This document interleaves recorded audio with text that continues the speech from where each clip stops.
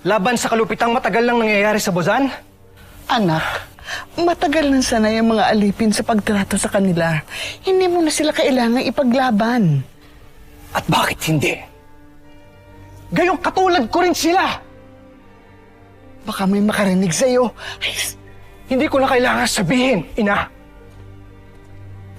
Dahil ito ang katotohanan ko, hindi ba? Nawala akong sungay. Nagaling din ako sa lahi ng mga alipin, kagaya nila.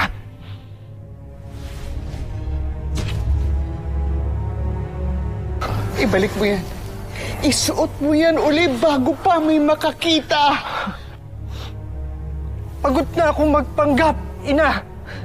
Isipin mo kami, ministro. Kapag nalaman nila na huwad yung mga sungay mo, malalaman din nila na itinago namin ng totoo.